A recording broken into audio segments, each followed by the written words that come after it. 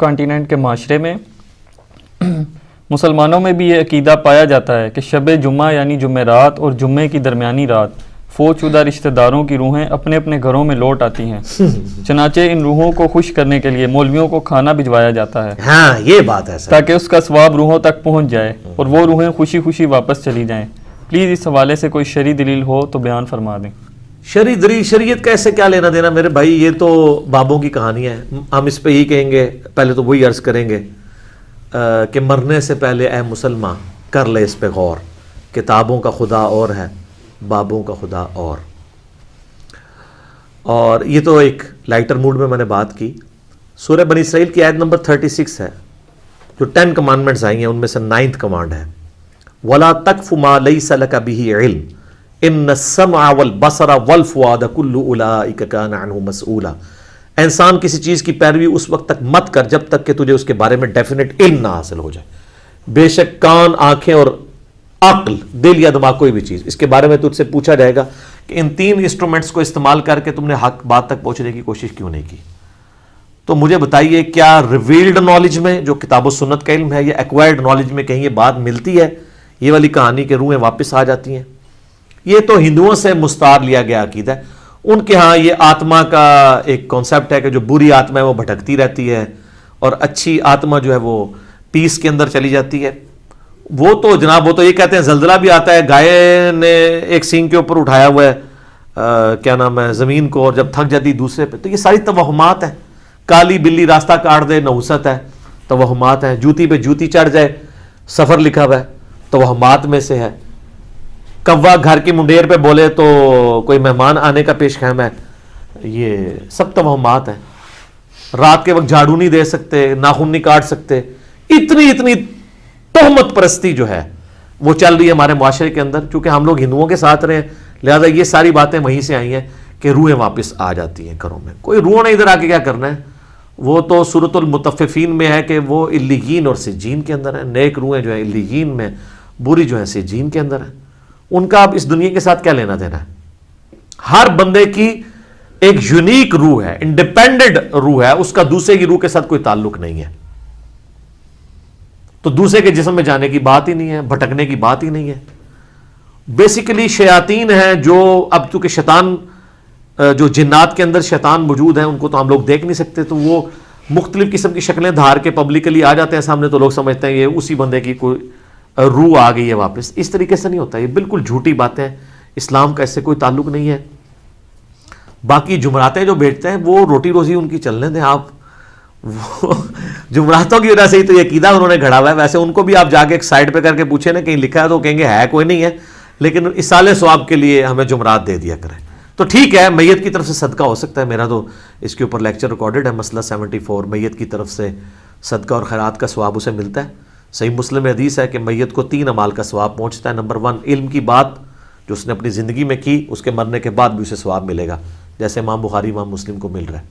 دوسرا صدقہ جاریہ، جو اپنی زندگی میں کوئی نیکی کا کام کیا اس کے بعد بھی جاری رہا، اسے ثواب ملے گا۔ تیسرا، نیک اولاد جو اس کے لیے دعا کرتی ہے۔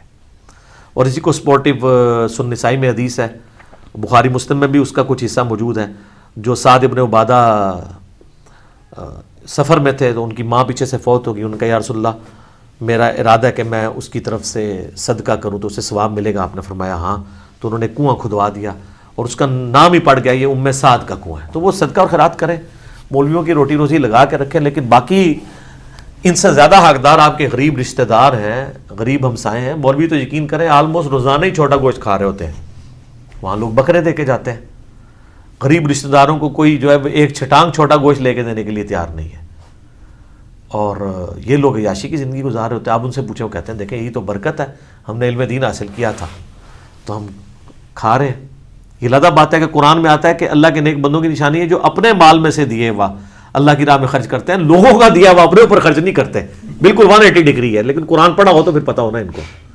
بھالے اس کا جواز موجود ہے، یعنی غریبوں کو، چاہے وہ علماء کرام ہوں یا ائمہ مساجد ہوں، آپ کھلا سکتے ہیں، لیکن یہ جو عقیدہ وابستہ کیا ہوا ہے نا، بالکل جھوٹا عقیدہ ہے۔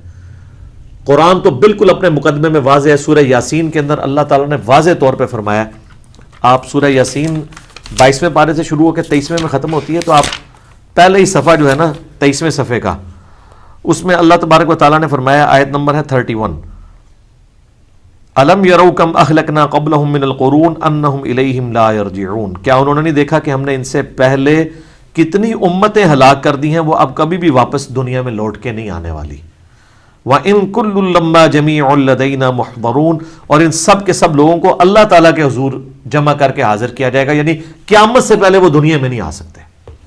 اور جناب جو سورۃ الواقعہ کی رکت انگیز آیات ہے نا، سورۃ الواقعہ پارہ نمبر 27 میں بالکل اینڈ پہ جا کے سیکنڈ لاسٹ سورت آتی ہے، اس میں اللہ تبارک و تعالیٰ نے اس ٹروتھ کو ریویل کیا ہے۔ اللہ فرماتا ہے فلولا اذا بلغت الحلقوم، تو کیوں نہیں ہوتا کہ جب روح جو ہے وہ گلے میں جا کے اٹک جاتی ہے، یعنی کسی کی موت کا وقت آ جاتا ہے، نزع کا وقت، وَأَنْتُمْ حِينَئِذٍ تَنْظُرُونَ، اور تم اس وقت وہاں پہ موجود یہ سب کچھ دیکھ رہے ہوتے ہو کہ ایک بندے کی روح نکل رہی ہے، تو روح واپس کیوں نہیں لا سکتے؟ وہ آگے ذکر آئے گا اس کا، وَنَحْنُ أَقْرَبُ إِلَيْهِ مِنْكُمْ وَلَكِنْ لَا تُبْصِرُونَ، اور ہم مرنے والے کے تم سے بھی زیادہ قریب ہوتے ہیں لیکن تمہیں نظر نہیں آ رہے ہوتے ہیں۔ ظاہر اللہ اپنی شان کے لائق، نحن اقرب الیہ من حبل الورید، وہ ہماری رگے جان سے بھی زیادہ قریب ہے۔ فلولا ان کنتم غیر مدینین، تو تم کیوں نہیں جو ہے وہ بدلے دیکھ کے دین کے معاملے میں کوئی اسکیپ روٹ کیوں نہیں اختیار کر لیتے؟ کہاں بھاگ کے جا سکتے ہو تم؟ ترجعونہا ان کنتم صادقین، تو لوٹا لو نا اس کی روح اگر تم سچے ہو تو، مرے ہوئے کو واپس لے آؤ۔ تو یہ اللہ تعالیٰ نے بیسیکلی اس کا کانٹیکس یہ چل رہا ہے کہ اللہ تعالیٰ یہ بتا رہا ہے کہ اس کائنات کا کریٹر میں ہوں، زندگی موت کا مالک میں ہوں۔ اگر تم سمجھتے ہو یہ تمہارے اختیار میں ہے تو جو مر رہا ہوتا ہے اس وقت تم بھی کس پرسی کے ساتھ پاس ہی کھڑے ہوتے ہو، تو اس کی روح کیوں نہیں لوٹا لیتے؟ یہ بھی اس کے ثبوت میں ہے کہ جو بندہ مر گیا وہ اب دنیا میں واپس نہیں آئے گا۔ یہ بالکل اجماعی عقیدہ ہے، اس کے خلاف کوئی عقیدہ رکھتا ہے تو وہ کفری ہے۔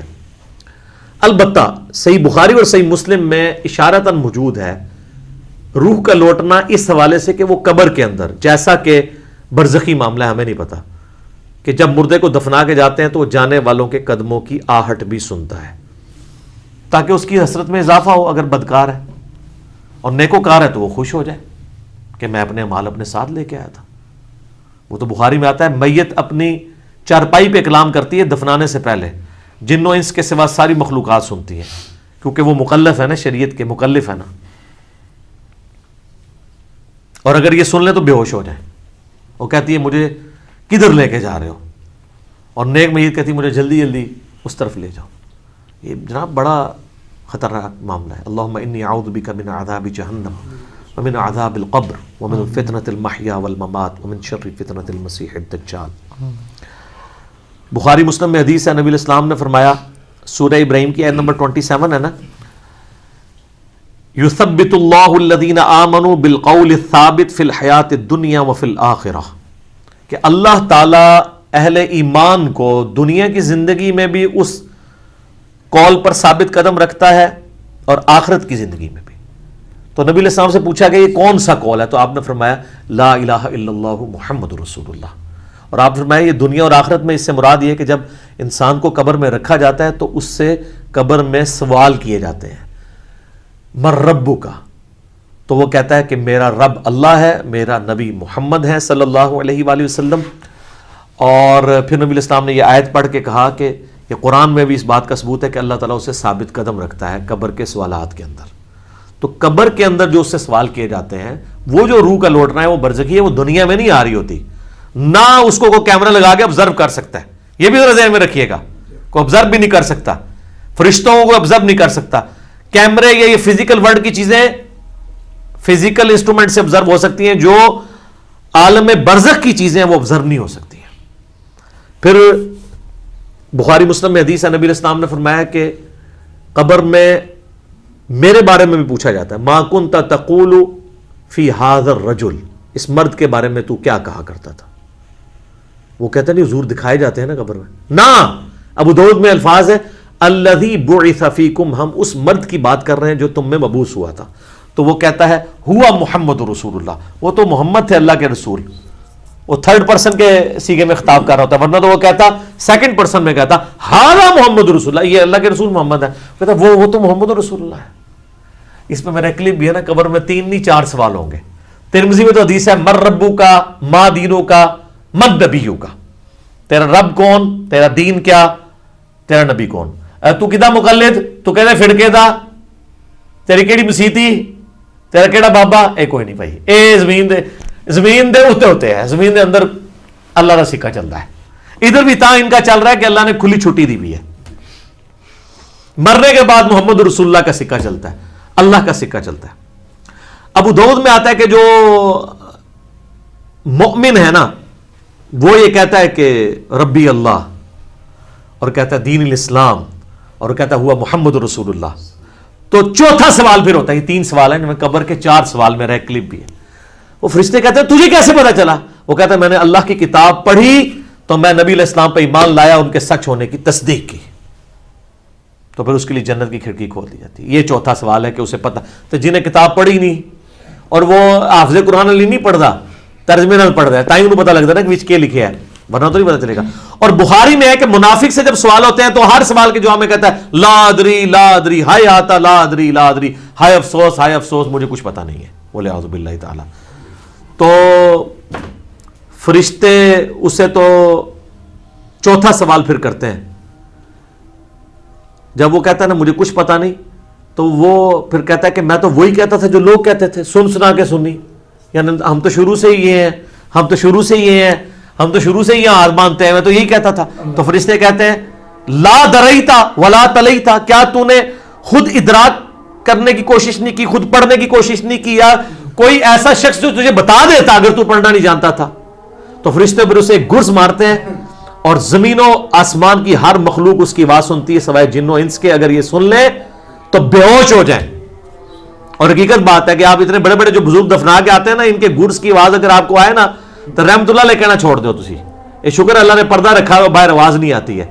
تو یہاں پہ روحوں والا معاملہ ہے، لیکن وہ بھی اب روحوں کے ساتھ ساتھ آپ نے کتنے بزرگوں کو بیچ میں جو ہے وہ نکلوا دیا، لیکن یہ حقیقت ہے، یہ کتابوں کا دین ہے جی، یہ بابوں کا دین نہیں ہے۔ تو ہمارا تو مقصد یہ ہے کہ لوگوں کو کتابوں کے دین کے ساتھ جوڑیں بابوں کی بجائے، اور بابے وہ جو کتابوں کے ماننے والے ہیں، جو کتابوں کو نہیں مانتے وہ تو گستاخ بابے ہیں، ان کی بات ماننے کے لیے تیار نہیں۔ یہ روحوں والا عقیدہ بھی بابوں کا گھڑا ہوا ہے۔ یہ اذانیں شروع ہونے لگی ہیں، انشاءاللہ بقیہ کے سوالات اذانوں کے وقفے کے بعد۔